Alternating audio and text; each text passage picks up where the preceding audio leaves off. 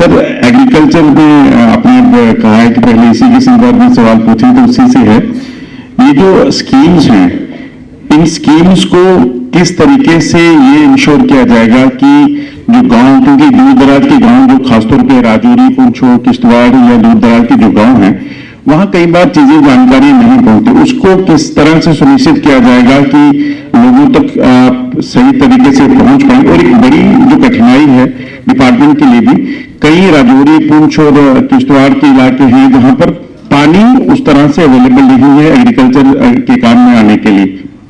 मैंने आपको बताया कि केवल राजौरी, पुंछ नहीं, एक बड़ी एरिया है जहां पानी का पर्याप्त प्रबंध नहीं है। कम पानी में तकनीक के आधार पर कैसे बढ़िया खेती की जा सकती है, ये इंटरवेंशन भी समिति ने प्रपोज किया है। आपके ध्यान में होगा, प्रधानमंत्री जी ने 2 सिंचाई की परियोजनाएं प्रारंभ की हैं, तो उससे भी लाभ मिलेगा। लेकिन आपकी जो चिंता है उसका भी इस इंटरवेंशन में ध्यान रखा गया है। ये सच है कि प्लान बनाना और जमीन पर इंप्लीमेंट करना, ये दोनों में अंतर होता है। मैंने आपसे जिक्र किया कि दोनों विश्वविद्यालयों में जो हमारे ग्रेजुएशन के विद्यार्थी हैं और पोस्ट ग्रेजुएशन के विद्यार्थी हैं, उनका भी हम सहयोग ले रहे हैं। और मुझे बहुत खुशी है कि एग्रीकल्चर वार्ड सेक्टर के जो भी हमारे जिला स्तर के या डिविजनल स्तर के, प्रदेश स्तर के अधिकारी हैं और दोनों यूनिवर्सिटीज के जो हमारे टीचर्स हैं, उनमें भी बड़ा जबरदस्त उत्साह है। बाकी हम कोशिश करेंगे अधिक से अधिक जन भागीदारी हो, इन योजनाओं को निश्चित रूप से हम पहुंचा सकें। इसमें आपका भी सुझाव और सहयोग लिया जाएगा। सर, इसमें एक चीज और ऐड करूंगा। अभी जो भी गेहूं की जब बुआई हो रही थी, उसमें जो लोगों को सबसे ज्यादा परेशानी ये हुई कि कई इलाकों में लोगों को बीज उपलब्ध नहीं हो पाया। जो बीज मिल पा रहा था वो सरकारी बीज पे, क्योंकि लोग ट्रस्ट करते हैं कि शायद वो एक अच्छा बीज है, और प्राइवेट सेक्टर के जो सेल्समैन हैं या बाकी लोग हैं, वो उनको प्रोजेक्ट करते थे जिसमें कई बार फसल खराब हो जाती है। तो ये एक बड़ा कंसर्न है लोगों का, उसके लिए कुछ किया जा रहा है? मैंने इसको विस्तार से बताया कि सीड रिप्लेसमेंट सबसे महत्वपूर्ण इंटरवेंशन है। अच्छी क्वालिटी का सीड, और उसके लिए हम किसान खिदमत सेंटर भी बना रहे हैं, सीड प्रोसेसिंग यूनिट भी बना रहे हैं, सीड विलेज भी बना रहे हैं। तो मैं आपको आश्वस्त करना चाहता हूं कि इस इंटरवेंशन के बाद ये दिक्कत पूरी तरह से खत्म हो जाएगी। सर, नमस्कार, तेजिंदर सिंह सोनी बोल रहा हूँ नेटवर्क 18 से। सर, पहली बार पिछले 30 साल में ऐसा हुआ कि कश्मीर के स्कूलों ने एक पूरा एकेडमिक कैलेंडर जो है कंप्लीट किया है, जो कि पिछली चर्चा बाद में करेंगे। पहले जो विषय है तो जिनको सवाल पूछना है पूछ लें, क्योंकि नाश्ता इतना बढ़िया है कि आप मिस कर जाएंगे, तो उसकी भी चर्चा हम करेंगे। सर, सवाल आपके सर गोसमरन रिपब्लिक टीवी से। सर, सवाल आपकी कल की बैठक को लेकर है, G20 को लेकर वो होस्ट कर रहा है जम्मू कश्मीर। सर, कुल कितनी बैठकें होंगी, और उसके अलावा एक आतंकी खतरा लगातार बना हुआ है, उस पर क्या कहेंगे? तो अब ये मान लो कि जिन 3 विषयों में चर्चा की उस पर अब कोई सवाल नहीं आएगा, ठीक है? ओके, अब G20 से शुरू करता हूं। कल हम लोगों ने बैठक करी थी, अभी तक एक बैठक श्रीनगर में प्रस्तावित है। भारत सरकार से हम लोगों ने अनुरोध किया है कि एक बैठक जम्मू में भी हम करना चाहते हैं, उसकी स्वीकृति अभी नहीं मिली है। हमारे सारे सीनियर ऑफिसर्स कल थे, हम लोगों ने एक व्यापक योजना बनाई है, और मैं उम्मीद करता हूं कि देश के दूसरे राज्यों में जिस तरह की तैयारी है उससे कहीं पीछे नहीं रहेंगे, और हम सब मिलकर के कोशिश करेंगे कि सर्वश्रेष्ठ प्रदर्शन जम्मू कश्मीर कैसे दे सकता है, हमारी जो स्ट्रेंथ है उसको हम कैसे शोकेस कर सकते हैं, और पूरे जम्मू कश्मीर के निवासियों की भागीदारी हो, ज्यादा से ज्यादा जन भागीदारी का कार्यक्रम बने, हमारे विश्वविद्यालय, हमारे विद्यार्थी इसमें कैसे जुड़ सकें, और वुमेन डेवलपमेंट जो हुआ है उसको भी हम शोकेस करने की कोशिश करेंगे। जहां तक सुरक्षा का सवाल है, आप आश्वस्त रहिए। अमरनाथ यात्रा के पहले भी बहुत कुछ हमने सुना था, बहुत भगवान की, शंकर भगवान की कृपा से यात्रा बहुत सफलतापूर्वक हुई और हाईएस्ट श्रद्धालुओं ने दर्शन किया। सुरक्षा की चिंता आपको करने की जरूरत नहीं है। वैसे ही उनकी कमर टूट गई है जो लोग सुरक्षा में व्यवधान पैदा करते हैं। पूरी तरह से सुरक्षित वातावरण में बैठक होगी, पूरा उनका सम्मान होगा। जम्मू कश्मीर की संस्कृति को समझ करके यहाँ के आतिथ्य को स्वीकार करके एक अच्छा अनुभव लेकर के लोग जाएंगे। सो पल्लवी सोरेन फ्रॉम पीटीआई, आपने आज जो एम्बिशियस प्रोजेक्ट्स की बात की उसमें एस्पिरेशनल टाउन्स में एक पैरामीटर इकोनॉमिक एक्टिविटी भी है। तो उस इकोनॉमिक एक्टिविटी की अगर बात की जाए तो अभी जो रिसेंटली लैंड रूल मॉडिफाई किए गए हैं उसको लेकर कश्मीर में काफी आउटरीच है होटलियर्स के द्वारा, जिनका कहना है कि लैंड रूल्स के वजह से ये इकोनॉमिक एक्टिविटी गुलमर्ग की एंड एरियाज की है वो डाउन हो जाएगी। तो क्या किसी स्टेक होल्डर को कंसल्ट किया गया था बिफोर फ्रेमिंग दिस रूल्स और इसका क्या इकोनॉमिक इम्पैक्ट होगा जो आपको लगता है? ठीक ठीक, एक तो एक बात समझनी चाहिए कि रूल ऑफ लॉ देश में चलता है और जम्मू कश्मीर में भी रूल ऑफ लॉ ही चलेगा। दूसरी बात ये समझिए कि ये जो नए कानून बनाए गए, यहाँ के लैंडलॉर्ड बड़े रिग्रेसिव थे, प्रतिगामी थे और अनेक परिवर्तन लोगों ने किए। यहाँ कानून ये था कि अगर आर्चर लगाना है किसान को तो भी रेवेन्यू मिनिस्टर से परमिशन चाहिए और काटना है तो भी परमिशन चाहिए।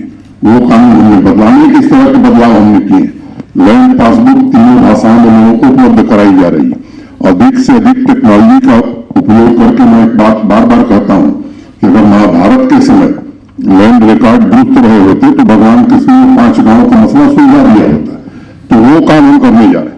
दूसरी बात मैं ये कहना चाहता हूं कि ये मुश्किल से 400-500 लोग प्रभावित होने वाले हैं और मैं आज ये कहना चाहता हूं कि कोई भी गरीब दुकानदार या गरीब आदमी से प्रभावित नहीं होने वाला है। हाँ, ये सच है कि 100 करोड़ की प्रॉपर्टी और 5 रुपए में लेकर के लोग राज कर रहे हैं। तो जो सर्वोच्च न्यायालय का आदेश है, जो देश का आज कानून है, सर्वोच्च न्यायालय का सम्मान मैं भी करूंगा। पूरे देश को करना चाहिए और सबको करना चाहिए और वही कानून हमने बनाया है। देश के किसी राज्य में कोई दूसरा कानून नहीं है।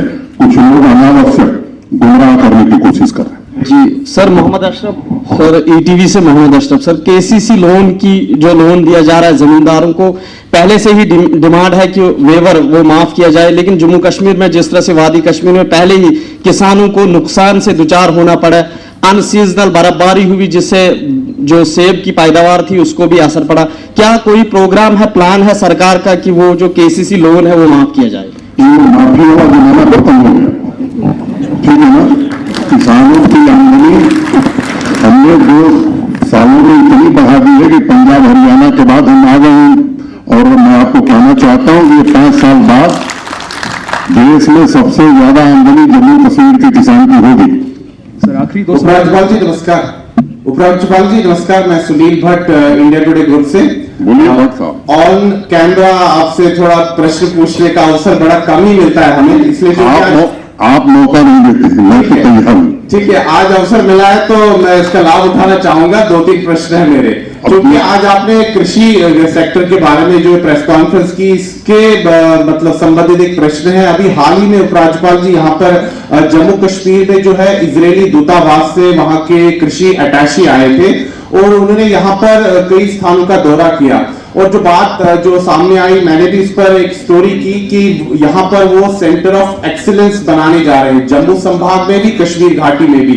उसके बाद आतंकी संगठनों ने जो है धमकी दी कि इजराइल के कोई भी जो सेंटर ऑफ एक्सीलेंस है उसको यहाँ पर बनने नहीं दिया जाएगा, उस पर जो है हमला किया जाएगा।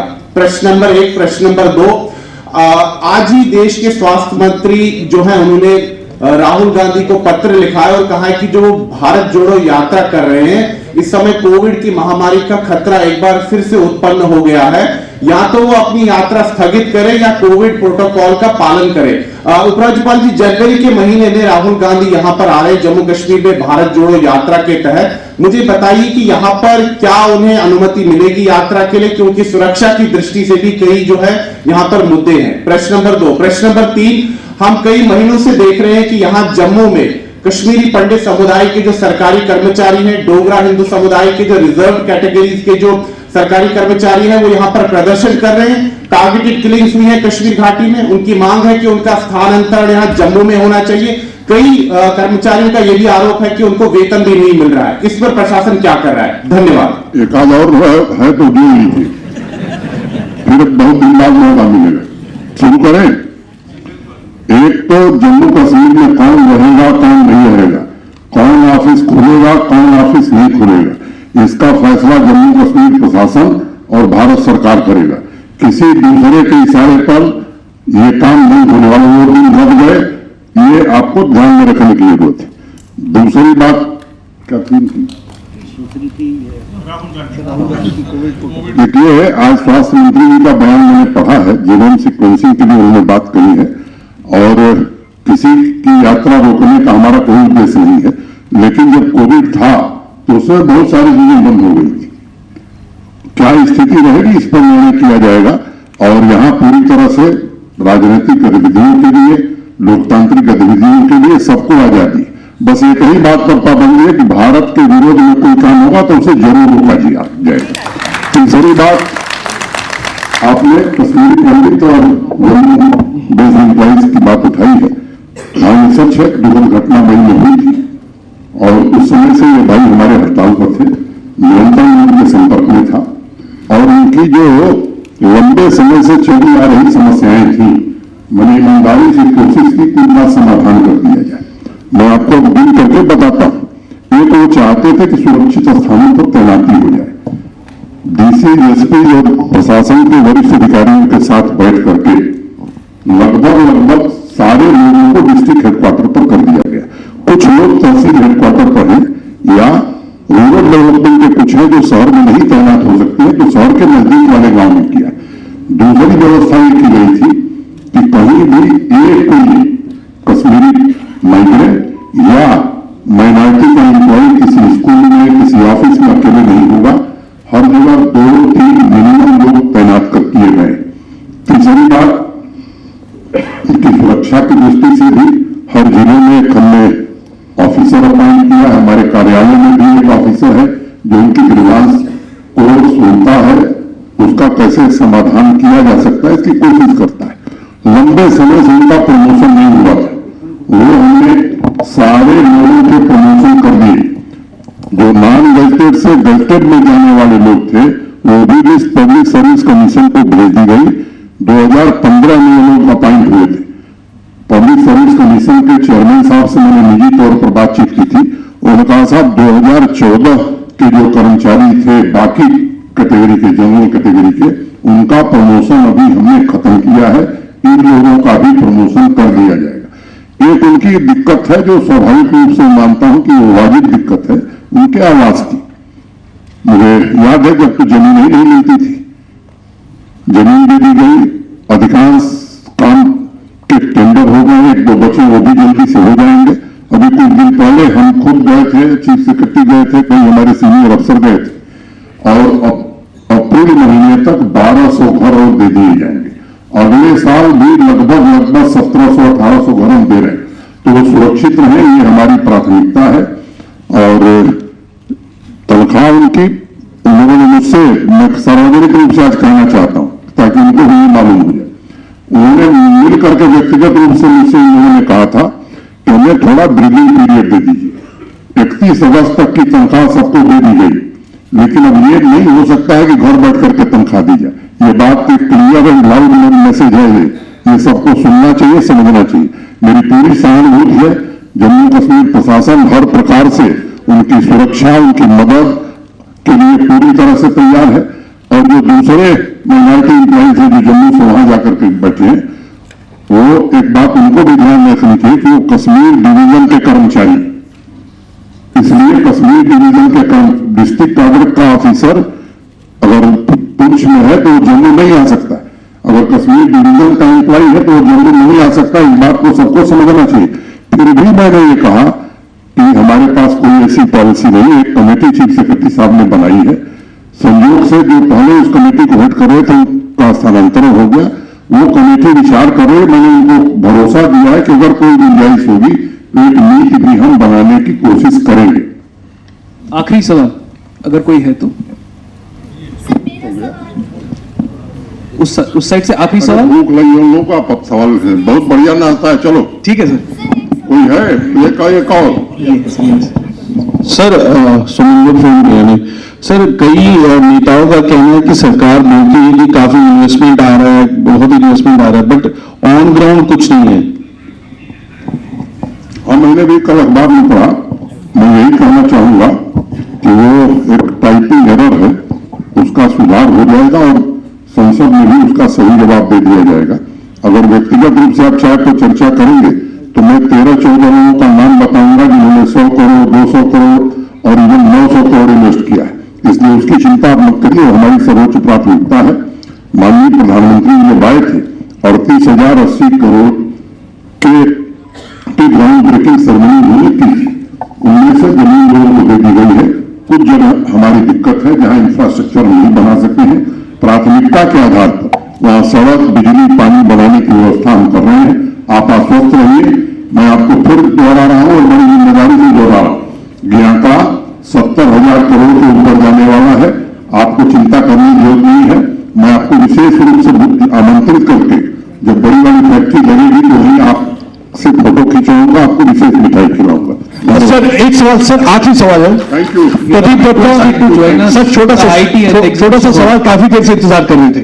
Pradeep Dutta Times Now TV channel से, आपने हाल ही में बयान दिया कि आप जो टेररिज्म का इकोसिस्टम है उसको डिसमेंटल करने जा रहे हैं और उसमें काफी चीजें हो भी रही हैं। क्या मेन स्ट्रीम पॉलिटिकल पार्टी के नेता भी इस इकोसिस्टम का हिस्सा हैं?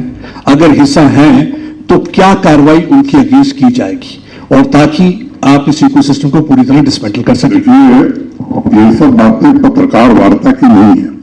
ये स्वयं हमारे पुलिस के अफसर, हमारे इंटेलिजेंस के लोग इसका रिकॉर्ड रखते हैं कि कौन इकोसिस्टम का हिस्सा है, कौन नहीं है। हाँ, इतना मैं जरूर कह सकता हूं नीतिगत तौर पर कि हिस्सा जो भी होगा उसके खिलाफ कार्रवाई होगी, चाहे वो किसी फील्ड में हो। Thank you. मॉल में कहीं नहीं रहे, इस पर नेशनल एंथम प्लीज।